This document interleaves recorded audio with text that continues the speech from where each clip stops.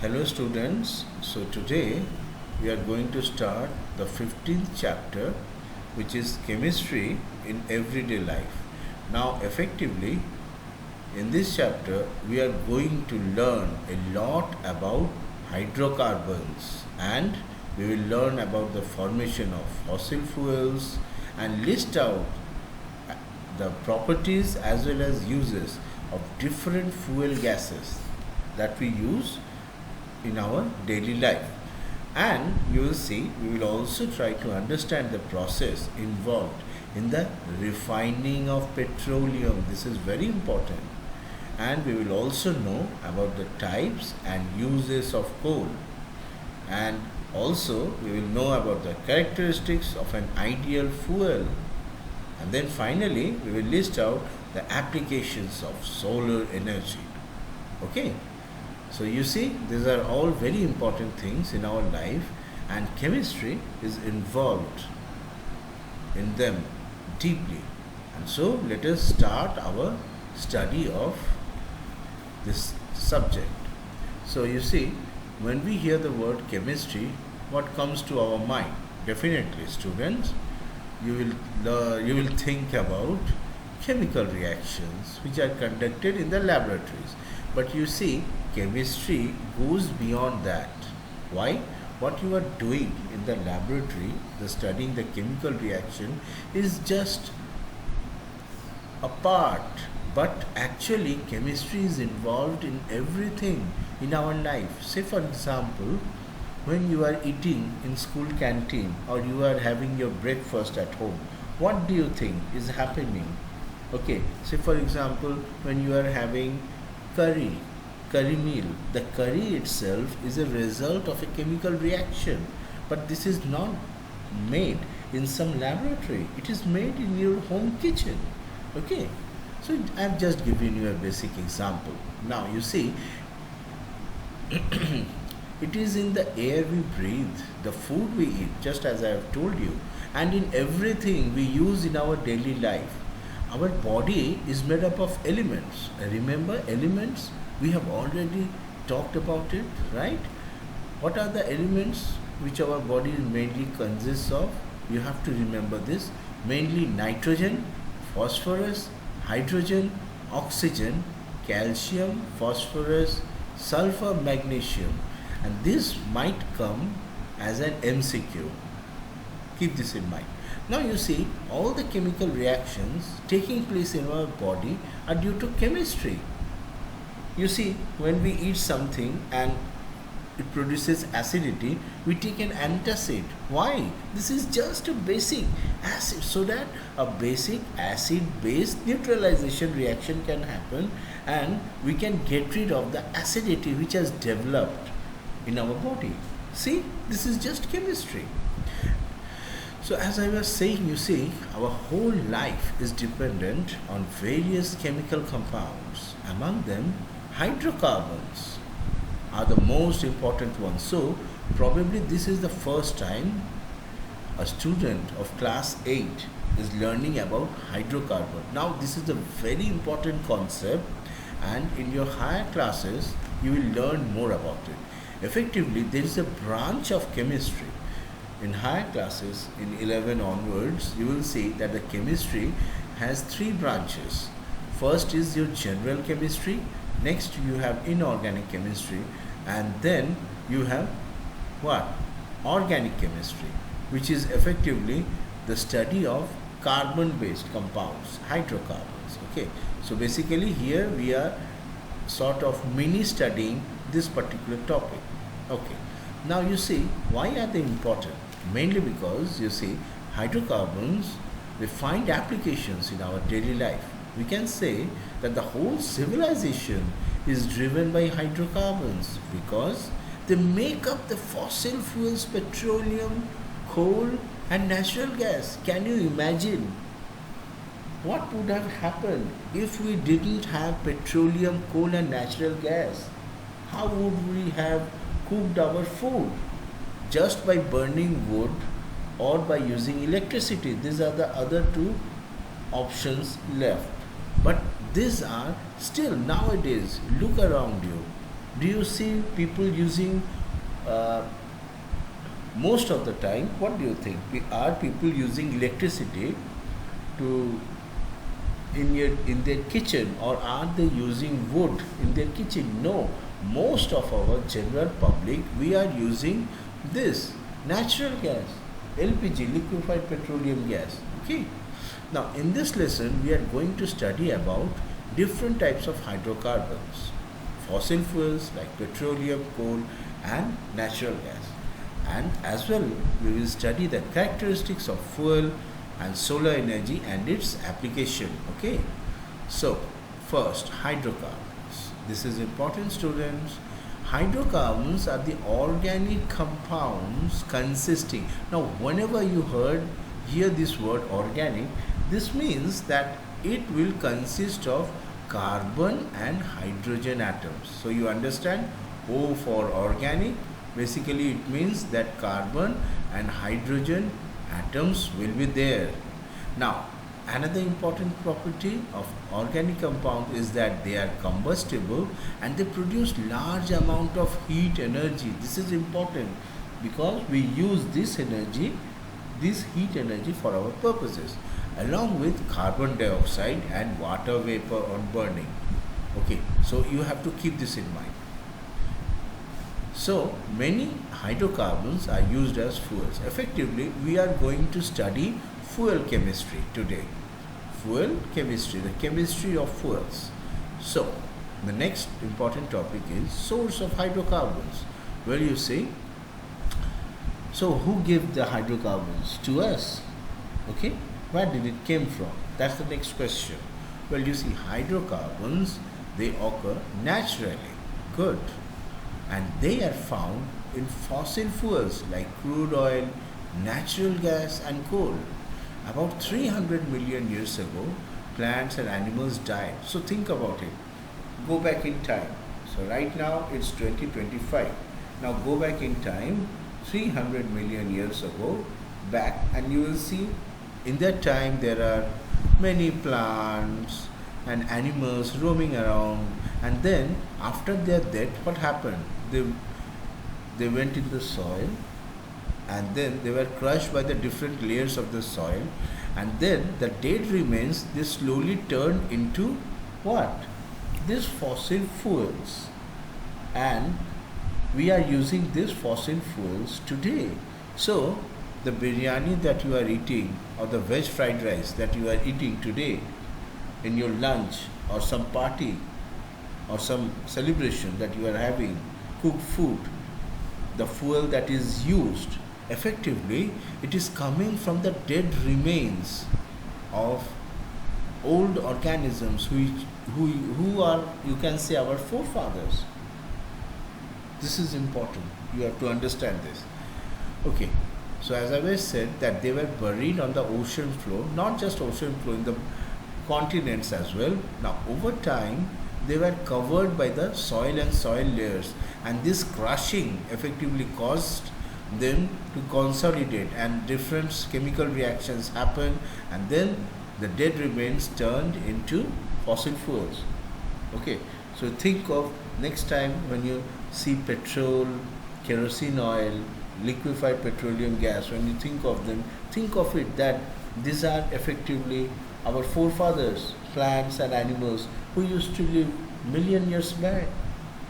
This is interesting. So even after their death, these plants and animals are helping us. Okay, so we are their very, very far, very, very small grandchildren, and still even after their death, they are helping us using their own body as fuels. This is sort of literature I'm talking about. Anyway, let's move on. Then they were buried deep inside the earth and compressed through temperature. Now these are the details. And pressure. So after buried, they were compressed by the layers of the soils through temperature and pressure, and this converted them to fossil fuels like oil and natural gas. Now these fuels are found in porous rocks which lie below large bodies of water, especially oceans. By drilling these rocks, hydrocarbons can be extracted. Now, hydrocarbons are present in different trees and plants as well. Now, one thing very important to note is that some students confuse this. You see, hydrocarbons, they are not elements. You have to remember this. They are not elements. Again, they are not mixtures, but they are compounds. This is important. Compounds which are mainly made up of carbon and hydrogen. You have to remember this. They are not elements, they are not mixture, but compounds which are mainly made up of carbon and hydrogen. And as you have guessed, there are various types of hydrocarbons. We will learn about them. So what will be different in them? What will be different is the number of carbon and hydrogen atoms in them. The numbers will be different. Okay, so this is what we are going to study. Okay, you can see the formation of hydrocarbons over here, which we have just learned. So this is effectively the ocean floor. Now after the, say, fish and other plants as well as other marine species, say for example here we are talking about marine species, when they die effectively, so this is after death they are falling. This is human, actually not human. Let me talk about some organism which after death, now there will be lots of such bodies over there. Now over time other oceanic activities will cause water and soil to form over them, and you will see a layer formation like this, a layer formation. Now with time there will be other layers formed as well, several layers, and then they will be crushing each other, and you see with time you will see a layer like formation in certain places where there will be more dead bodies or so, and you will see the formation of gas, oil, and also water will be there. This water can come from the top as well as some other layer. Okay, now presence of water is also sometimes helpful in the formation of these hydrocarbons. Now effectively we are talking about these parts, gas and oil. Now how are we going to extract it?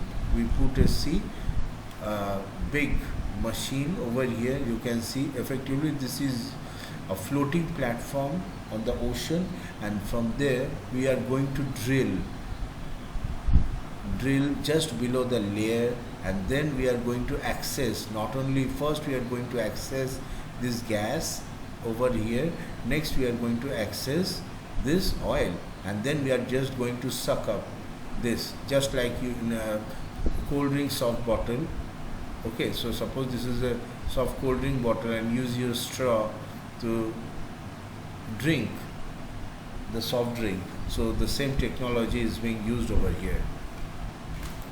Now let us next learn about some of the properties of hydrocarbons. We have till now only learned about the combustible properties, okay, of hydrocarbons. There are other properties as well. So let us learn about them. You see, among all the chemical compounds, hydrocarbons have some unique properties. Now let us learn about some of them. You see, most of the hydrocarbons, they are insoluble in water. This is important. They don't mix with water. So see, this is the reason you will see that again water is there, but the hydrocarbons are just above it. Had it been soluble, they would have been mixed together. They are not mixing because they are insoluble with water.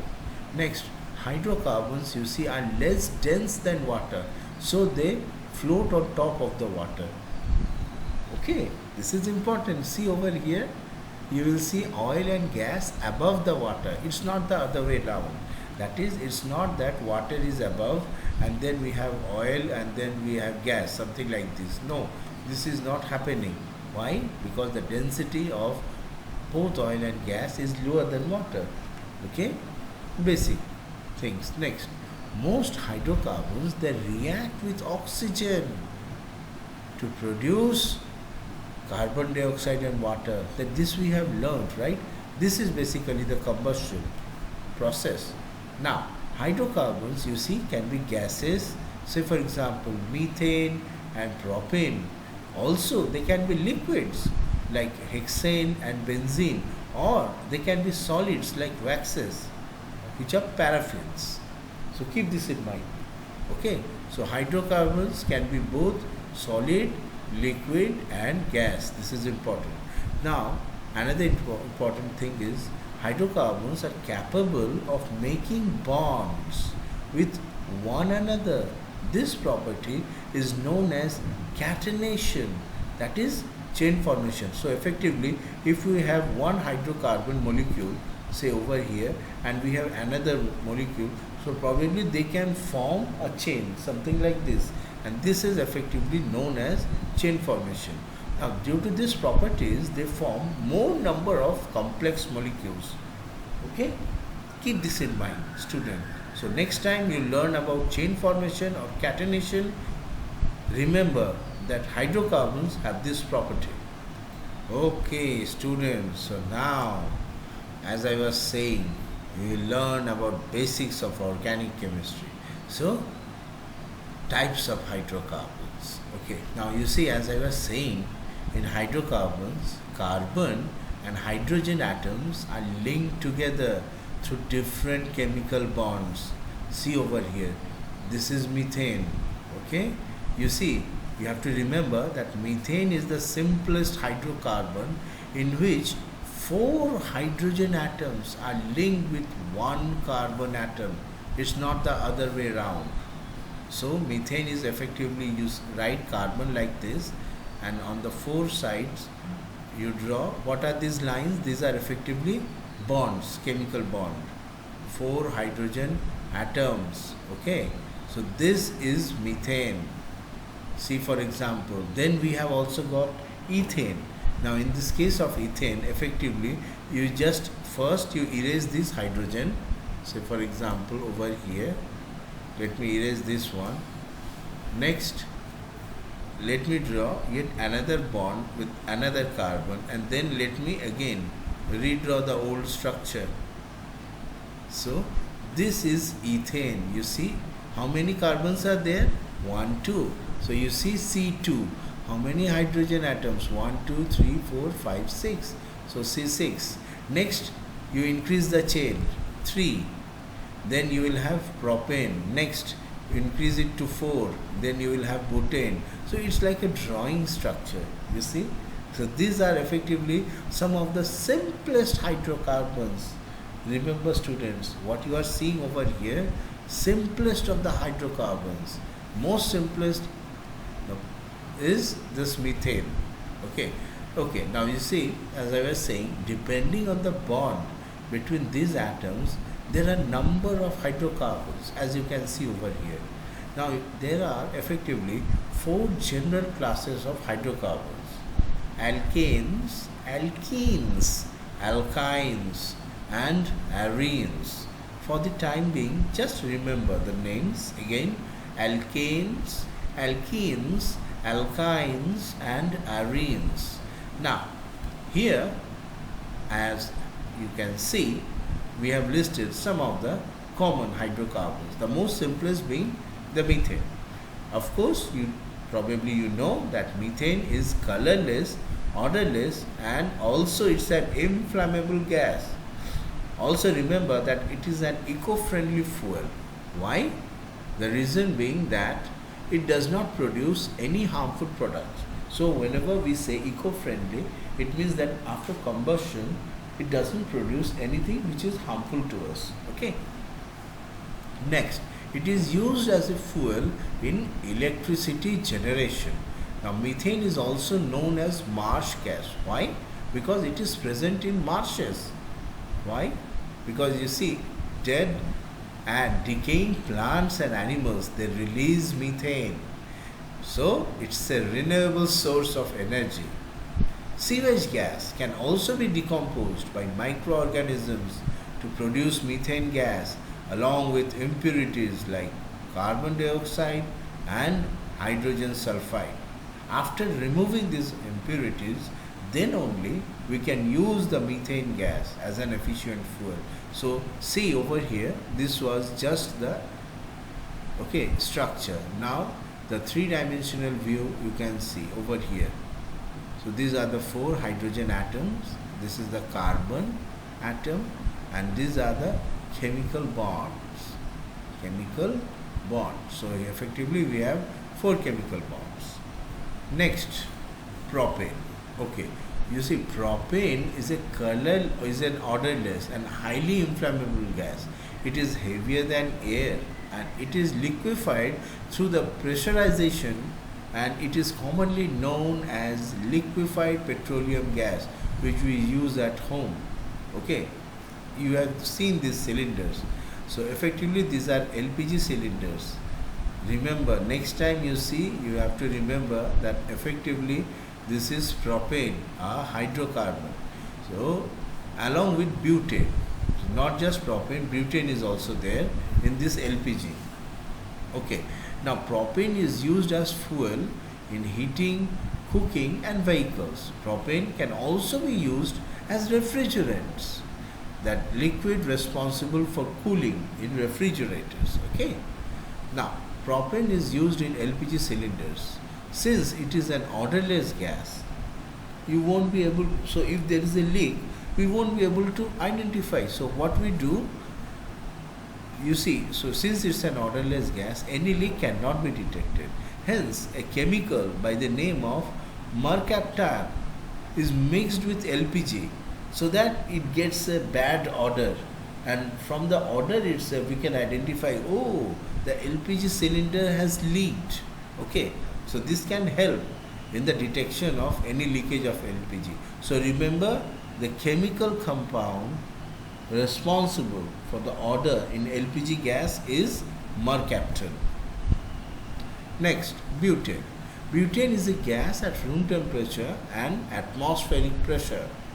They are highly flammable, colorless gases that quickly vaporize at room temperature. Butane, you see, is also used as fuel gas and propellant in aerosol sprays such as deodorants. So you see, everyday chemistry in everyday life. These hydrocarbons, we are slowly seeing their secret uses in the various products that we use in our life. Now, pure forms of butane can be used as refrigerants. Butane is also used as lighter fuel for common lighter or butane torch. Okay, see, you didn't know. So many examples of hydrocarbons. Now, finally, pentanes. Pentanes are liquids with low boiling point, and they are used as fuels and solvents in the laboratory. You see, they are also used to produce polyester. Okay, so with this introduction and information, let us now move forward to natural gas. Well, as the name suggests, natural gas is naturally occurring hydrocarbon gas. And remember, we are talking about hydrocarbons. So natural gas is effectively a hydrocarbon gas consisting primarily of methane along with other higher alkanes and a small percentage of carbon dioxide, nitrogen and hydrogen sulfide. So here effectively you are learning about the composition of natural gas. What is natural gas made up of? You have to keep this in mind. Effectively it's a hydrocarbon gas mixture. See, this is a mixture. This is a gas mixture consisting of methane along with other alkanes and a very trace amounts of carbon dioxide, nitrogen and hydrogen sulfide, H2S. Now you see, if the natural gas contains lower hydrocarbons like methane and ethane, it is also called dry gas. This is important. Now, if higher hydrocarbons like propane and butane are also present in the gas, it is called wet gas. So, two variants of natural gas. One is dry gas and another is wet gas, but they have different compositions. So in dry gas, effectively we have lower hydrocarbons, and in wet gas we have got higher hydrocarbons as well. Okay. Fine. So effectively, we have learnt about two different compositions of natural gas. Now you see, natural gas is always found above the oil in oil wells. Remember this picture? You see the oil is above this.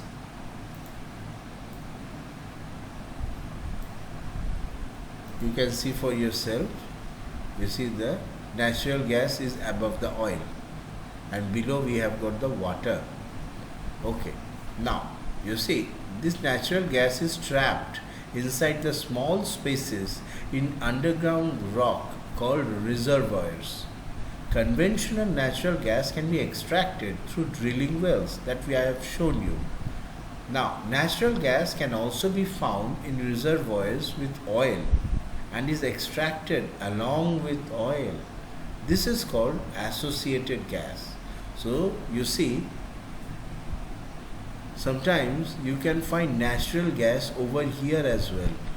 Okay, and when you extract this, then the natural gas and oils are mixed together, and in this case it is called reservoir oil. Okay, associated gas in this case. Now, natural gas is a fossil fuel used as source of energy for heating, cooking and electricity generation. Now, some of the places where you find natural gas deposits are in Tripura, Rajasthan, Maharashtra, Andhra Pradesh, Krishna Godavari Basin and Tamil Nadu, Kaveri Delta. It is also formed by the decomposition of organic matter in marshy areas and waste sewages. The natural gas formed by this way contains mainly methane. This is important. That is, there is a difference. So natural gas found by the fossils under the soil, their composition is different. But another natural gas which is formed by just the decomposition of organic matter in marshy areas and waste sewages, they contain mainly methane. Okay, composition is different. My dear students, keep this in mind. Now, here you are seeing the extraction of natural gas. So you see, this is a station. This is not some oil station above the ocean floor on the ocean, but this is a land oil station, you can say. So by drilling, effectively, this is vertical drilling over here. There is a vertical drilling first, and then after that we have got horizontal drilling, and then there is a hydraulic fracture. Through this you will be able to get both natural gas and oil, so they enter, and then you suck them up and you store them in these containers, and then after some processing in this part you store them in this tank which are loaded on bigger vehicles, and then the vehicles go to different cities and towns, and then we receive them later on. Okay, so we have learnt a lot about natural gas. Now it's time to make your own natural gas. Now I am not talking about creating a gas out of your own body, but I am talking about putting some small things in our nearby and then producing natural gas out of it. So this is the activity of producing natural gas. See, take a glass bottle and put some leaves, twigs, waste paper and sawdust in it. Now then pour some water in it and keep it closed. You have to keep it airtight for maybe a month or so, 20 days. Now after that, open the bottle and bring a glowing splinter near the mouth, and what you will see, so if this is the bottle, you will see gas flames, gas burning near the mouth, which shows its combustible nature. Effectively, during this 30 days or 20 days period, these have basically decomposed and natural gas has formed in the space above the water. And when you open it, this gas is leaking and Just using the fire or combustion as a test, you are testing the presence of natural gas. Okay, now let us look at some of more uses of natural gas. Of course, it is used as an industrial and domestic fuel. It is used in thermal power stations. Next, it has been used as fuel in vehicles and as an alternative for petrol and diesel. Dear students, you must have learnt about CNG as well. Okay, this is yet another alternative to petroleum, and most importantly it is eco-friendly. So effectively CNG is compressed natural gas. So it's basically a natural gas which has been compressed to a significantly smaller volume, and you will see them in this such tanks in the behind the car, in the cart. Okay, and it is allowing for more efficient storage and transportation. As I was saying, it's clean burning, environment friendly fuel, alternative to gasoline and diesel, and sometimes nowadays it is commonly used in vehicles like auto rickshaws, cars and buses. See, CNG. So this is a CNG car which is driven by CNG.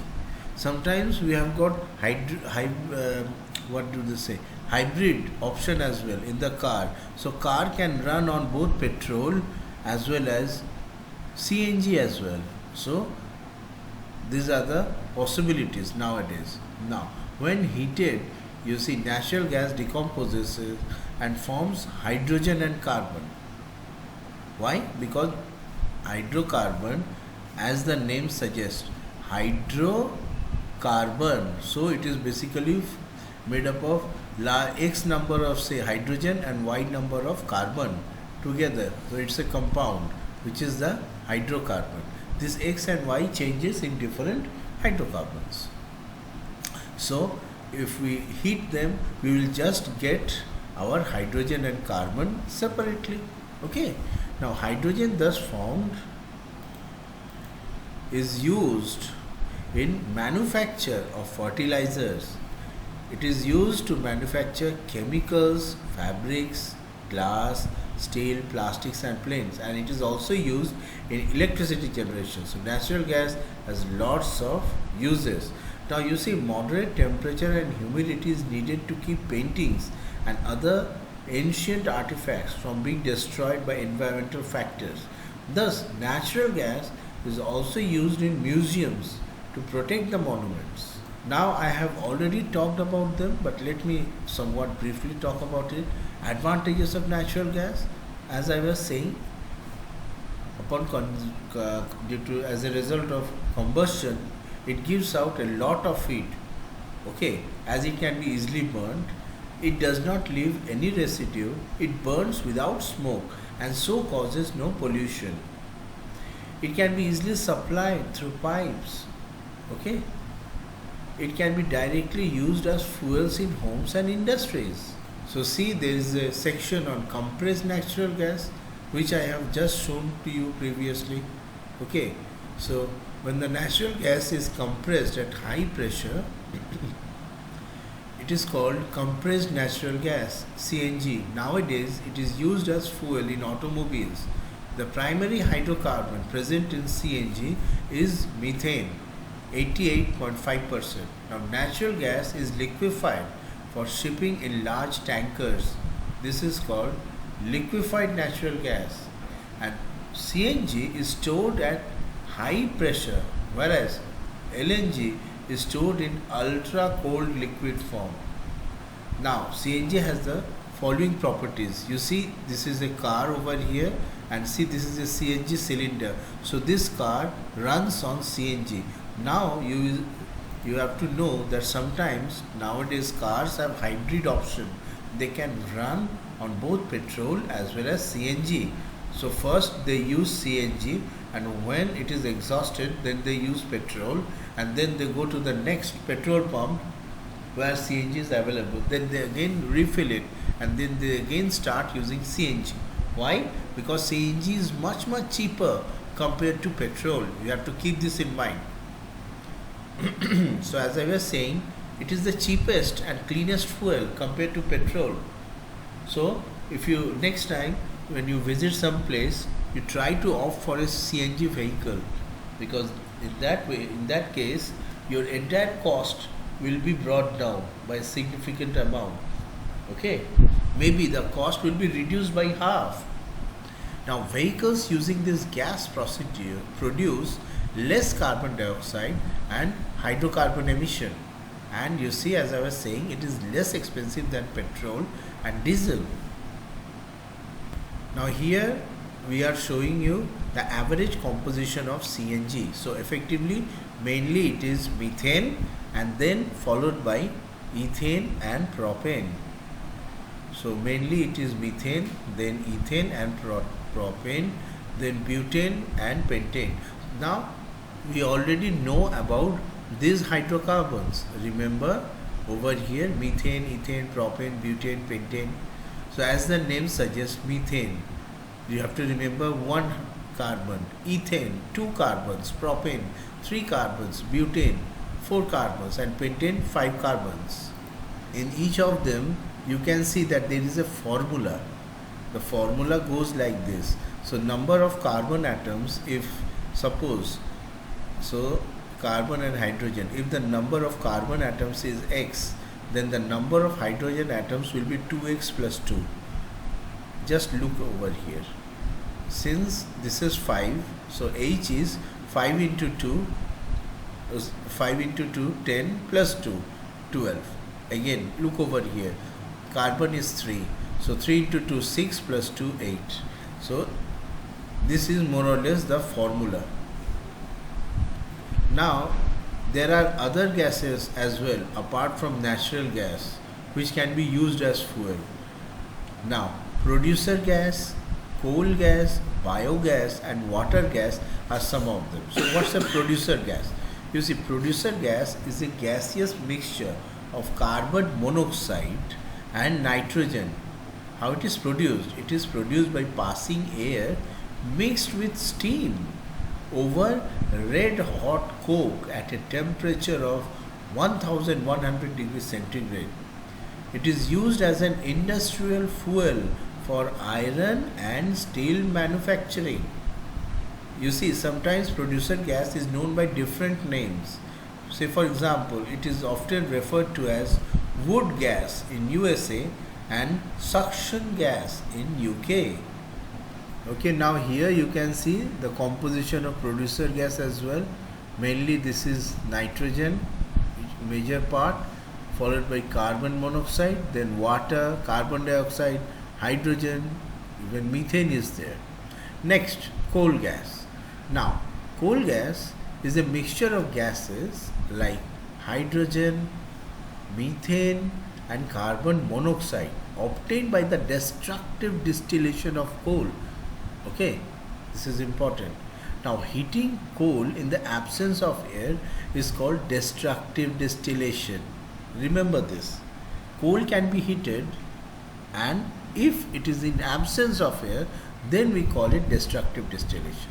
Now, it is used in heating open hearth furnace in the manufacture of steel.